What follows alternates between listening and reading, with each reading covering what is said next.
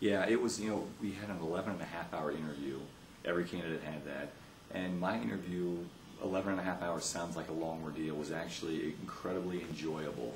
I found myself enjoying the day because it's very easy for me to talk about Wright State because, like you say, I've grown up here, I have a passion for this place, I care deeply about this place and its future. Got a great foundation in place from a facility standpoint, our student athletes, our coaches. I think we're really at a jumping off point as a 41-year-old institution. I'm very typical of a Wright State alum that has, 2 small children and a house to pay for. But I'm also typical in that I'm progressing in the community, and hopefully many, many of our alums, I'm hearing from them all the time, are progressing to positions of leadership. And those are folks we're going to tap into. And we're going to tap into them in a myriad of ways. We're going to do things, I think a little differently. I've learned a lot from the sports marketing class that I teach. People want to be communicated with via email, YouTube, Facebook, texting. We'll emphasize those type of things to drive attendance to all of our events, not just volleyball, swimming, soccer, tennis. All of our team sports deserve support. We're going to concentrate on that. We're going to keep doing what we're doing academically, from a behavior standpoint, from a compliance standpoint. Dr. Cusack, those were areas that were really non-negotiable, and they'll stay that way for sure. We're going to stretch and try to market ourselves a little more, try to brand ourselves a little better. That'll be what the future looks like.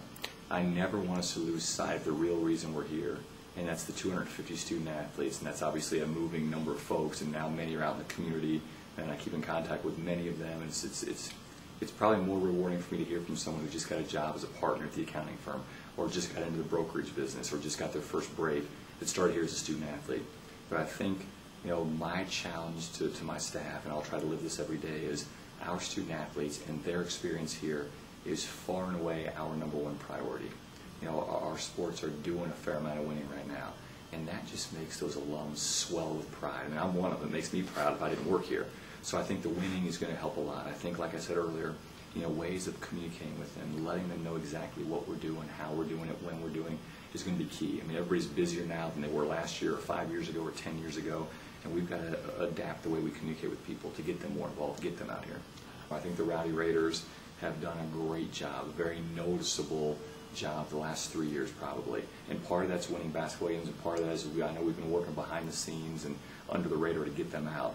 Once they're out, it's a great atmosphere. I have great memories. We were making an NCAA run of walking through the student section and high-fiving students, and it's just, it gives you chills to think about.